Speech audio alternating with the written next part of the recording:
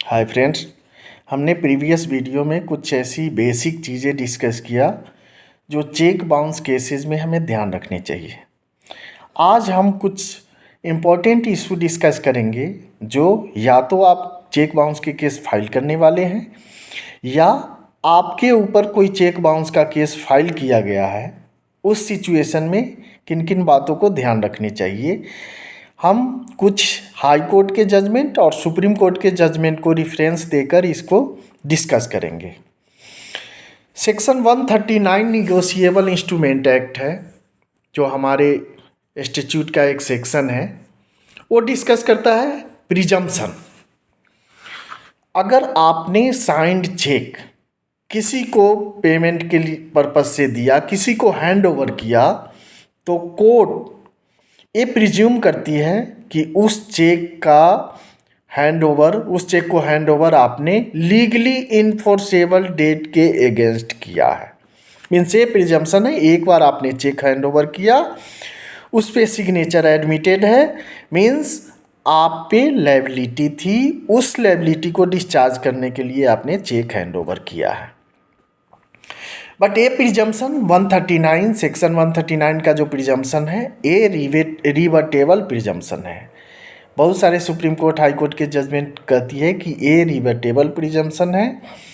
Accused evidence के through या complainant के ने जो एविडेंस दिया है अपने केस को प्रूव करने के लिए, उस एविडेंस के बेस पे इस प्रिजम्पशन को रिवर्ट किया जा सकता है।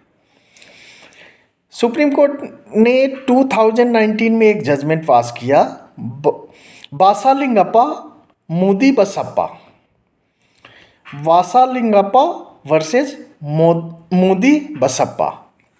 ये 2019 का जजमेंट है। ये जजमेंट यही कह रहा है कि अगर आप कोई चेक दिया हुआ है, ये प्रिज्यूम किया जाएगा कि ये चेक लीगली इन्फोर्सेबल डेट के अगेंस्ट दिया गया है और इसको रिवर्ट कर सकते हैं, या तो जैसे अगर कंप्लेनेंट विटनेस बॉक्स में आता है उससे क्रॉस एग्जामिनेशन करके, या उसने कोई डॉक्यूमेंट्री एविडेंस दिया है, उस बेस पे ये इसको प्रिजम्पशन को रिवर्ट कर सकते हैं। तो ये बहुत अच्छा जजमेंट है जो कहता है कि ये 139 सेक्शन 139 का जो प्रिजम्पशन है वो रिवर्टेबल प्रिजम्पशन है और एक्यूज हमेशा इसको रिवर्ट कर सकती है थ्रू एविडेंस, वेदर डॉक्यूमेंट्री और ओरल एविडेंस। एक और जजमेंट है जो सुप्रीम कोर्ट ने 2015 में पास किया, के सुब्रमण्य वर्सेस के दामोदर नायडू। इसके अकॉर्डिंग अगर कोई 138 का या चेक बाउंस के केसेस चल रहे हैं और चेक के अमाउंट के लिए अगर उसमें हम एक्यूज हैं और हमें पता है कि कंप्लेनेंट की कैपेसिटी नहीं है कि इतने अमाउंट किसी को लोन पे दे सके, उस सिचुएशन में जैसे ही लीगल नोटिस हमारे पे इशू होता है, अगर एक्यूज पे कंप्लेनेंट लीगल नोटिस इशू करती है, उसी समय हमें उसके फाइनेंशियल कैपेसिटी को क्वेश्चन करने चाहिए। ये हमारा सबसे बड़ा डिफेंस है कि कंप्लेनेंट के पास वैसे फाइनेंशियली कैपेबल नहीं है कि इतने अमाउंट किसी को लोन पे दे सके। ये सुप्रीम कोर्ट ने ये के सुब्रमण्य वाले जजमेंट में हेल्ड किया कि अगर आप एक क्वेश्चन करते हैं उसके फाइनेंशियल कैपेसिटी पे, तो कंप्लेनेंट की ड्यूटी है, अब ये ओनस शिफ्ट हो जाता है, जो प्रिजम्पशन है वो शिफ्ट हो जाता है कंप्लेनेंट पे। कंप्लेनेंट को प्रूव करना है कि he is financially capable to give the loan और give the cheque amount of loan to other person. वो कैपेबल था, अपने आप को फाइनेंशियली कैपेबिलिटी उसकी उसे प्रूव करनी पड़ेगी, तभी ये स्टैंड कर पाएगा उसके कंप्लेंट। एक और जजमेंट हम यहाँ देख रहे हैं प्रदीप कुमार वर्मा वर्सेज अपर्णा मेहरा, ये दिल्ली हाई कोर्ट का जजमेंट है। इस जजमेंट के अकॉर्डिंग अगर कंप्लेंट में कुछ इनकंसिस्टेंसी है, मीन्स अगर आपने कंप्लेंट में कुछ और लिखा है कि हमने लोन किस पर्पस के लिए दिया, एज ए एग्जांपल हम लेते हैं कि आपने कंप्लेंट में लिखा कि हमने फ्रेंडली लोन उसे बिजनेस पर्पस के लिए दिया। क्रॉस एग्जामिनेशन टाइम में अगर आप ये क्वेश्चन करता है, अगर एक्यूज के एडवोकेट क्वेश्चन करता है आपने लोन किस पर्पस के लिए दिया था, उस समय आप अगर ये बोलते हैं कि नहीं मैंने लोन हाउस बिल्डिंग के, हाउस कंस्ट्रक्शन के लिए दिया था, in that case there is inconsistency with complaint and your cross examination. अगर ऐसे इनकंसिस्टेंसी आता है तो ये गुड डिफेंस है और कंप्लेनेंट के लिए ये चांसेस है कि ये जो प्रिजम्पशन है वो रिवर्ट हो गया और उसका कंप्लेंट डिसमिस हो सकता है। दिल्ली हाई कोर्ट का एक और जजमेंट है जो 2015 में आरपी मेहंदीरत्ता वर्सेस संदीप चौधरी, इसमें दिल्ली हाई कोर्ट ने हेल्ड किया। इसमें पैरा 14 जो बहुत इम्पोर्टेंट पैरा है, ये हमेशा बर्डन ऑफ प्रूफ सेक्शन 138(9) के अकॉर्डिंग प्रिजम्पशन है।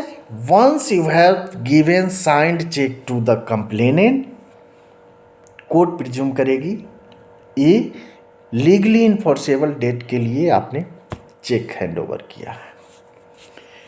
बट जैसे हमने पहले कहा ये रिवर्टेबल प्रिजम्पशन है,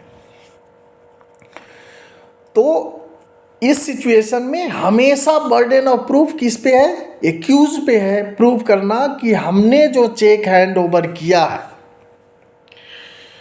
वो चेक लीगली इन्फोर्सेबल डेट के लिए नहीं था या हमारी कोई लायबिलिटी थी नहीं। हमने जो चेक दिया, जो चेक हैंड ओवर किया था उसके अगेंस्ट उस अमाउंट की कोई भी लायबिलिटी नहीं थी। लेकिन फ्रेंड्स ये ज़रूरी नहीं है कि एक्यूज हमेशा विटनेस बॉक्स में अपने को लाए, अवेलेबल करे फॉर क्रॉस एग्जामिनेशन के लिए। विटनेस बॉक्स में नहीं लाता है तो भी ये प्रिजम्पशन रिवर्टेबल हो सकता है, रिवर्ट हो सकता है। कैसे? On the basis of the evidence given by the complainant. अगर कंप्लेनेंट ने जो एविडेंस दिया, उसके जो क्रॉस एग्जामिनेशन हुए, उससे अगर कुछ निकल के आता है, कुछ ऐसे चीज़ निकल के आता है जो इस प्रिजम्पशन को रिवर्ट कर रहा हो, जो ये शो कर रहा हो, ये डाउट क्रिएट कर रहा हो माइंड में कि इतने अमाउंट नहीं थे, कोई लोन की अमाउंट नहीं था, ये डाउट अगर क्रिएट हो रहा है फिर ये प्रिजम्पशन रिवर्ट हो गया। तो इस जजमेंट में दिल्ली हाई कोर्ट ने हेल्ड किया कि ये ज़रूरी नहीं है कि एक्यूज विटनेस बॉक्स में अपने आप को एज ए विटनेस लाए। हम जो अवेलेबल डॉक्यूमेंट जो रिकॉर्ड पे है, जो कंप्लेनेंट ने डॉक्यूमेंट फाइल किया है, जो उसका क्रॉस एग्जामिनेशन हुआ है, उसके बेस पे जो प्रिजम्पशन है 139 का रिवर्ट कर सकते हैं। एक और इम्पॉर्टेंट जजमेंट है देवेंद्र कुमार वर्सेस खेमचंद। इसमें ये जजमेंट कहता है, दिल्ली हाई कोर्ट कहती है, इस जजमेंट में हेल्ड की हुई है कि जो डिग्री ऑफ प्रूफ है एक्यूज के लिए और कंप्लेनेंट के लिए, कंप्लेनेंट को डिग्री ऑफ प्रूफ हाई होने चाहिए। ये बियॉन्ड रीजनेबल डाउट प्रूव करने हैं कि तभी क्योंकि ये क्रिमिनल ट्रायल है। 138 का जो ट्रायल है, निगोशिएबल इंस्ट्रूमेंट एक्ट का जो ट्रायल है, क्रिमिनल ट्रायल है। तो इसमें जो डिग्री ऑफ प्रूफ है कंप्लेनेंट के लिए, वो बहुत ज़्यादा होने चाहिए, वेरी हाई होने चाहिए। वो बियॉन्ड रीजनेबल डाउट प्रूव करेगा तभी उसके केस प्रूव होंगे, नहीं तो उसके केस डिसमिस हो जाएंगे। आगे हम एक और जजमेंट देखते हैं, Vijay versus Laxman and others. ये सुप्रीम कोर्ट का जजमेंट है। इसमें पैरा 26 में कह रहा है, coming then to the present case, the absence of any details of date on which the loan was advanced, as also the absence of any documentary or other evidence to show that any such loan transaction had indeed taken place between the parties, is a significant circumstances। जैसे हमने पिछले video में बताया था कि आपको complaint file करते समय माइन्यूटली डिटेल देने चाहिए कि किस डेट को अप्रोच किया है कि उस लोन के लिए, अगर आपने फ्रेंडली लोन दिया है, किस डेट को अप्रोच किया कि हमें लोन चाहिए, और फाइनली किस डेट को आपने लोन उसको दिया। ये सारे डिटेल मेंशन होने चाहिए। ये सुप्रीम कोर्ट का जो जजमेंट है विजय वर्सेस लक्ष्मण, इसमें सुप्रीम कोर्ट ने कहा कि ये सिग्निफिकेंट सर्कमस्टांसेज है। अगर ये अवेलेबल नहीं है आपके कंप्लेंट में, किस डेट को लोन दिया, किस डेट को अप्रोच किया है कि उसने लोन के लिए, फिर आपका कंप्लेंट डिसमिस हो सकता है।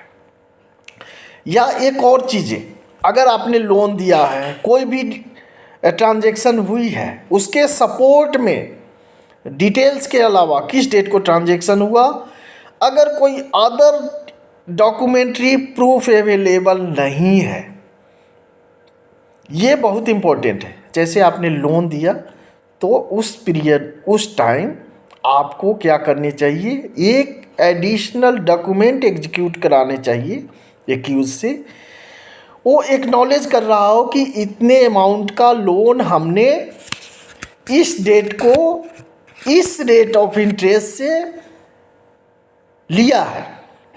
अगर ये डॉक्यूमेंट होगा फिर आपका कंप्लेंट होगा स्ट्रॉन्ग होगा, उसके में सक्सेसफुल के चांसेस ज़्यादा रहेंगे। दोस्तों, अगर आप या तो एक्यूज़ की तरफ से हैं, आप एडवोकेट हैं, क्लाइंट हैं, एक्यूज़ की तरफ से हैं, तो इन बातों को ध्यान रखेंगे, आपका डिफेंस स्ट्रॉन्ग होगा। कंप्लेनेंट है, इन बातों को ध्यान रखेंगे, आपका कंप्लेंट बेटर होगा, उसमें डिसमिसल के चांसेस कम होंगे।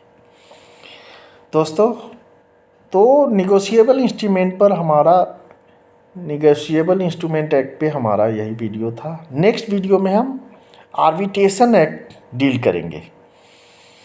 एक बहुत अच्छा जजमेंट आया था जो अभी रिसेंट में भी आई है, जो सुप्रीम कोर्ट का पुराना जजमेंट है, एसएमएसटी एस्टेट। ये जजमेंट कहती है कि कोई भी इमूवेबल प्रॉपर्टी के लिए डॉक्यूमेंट एग्जीक्यूट करते हैं तो स्टैम्प ड्यूटी देना ज़रूरी है।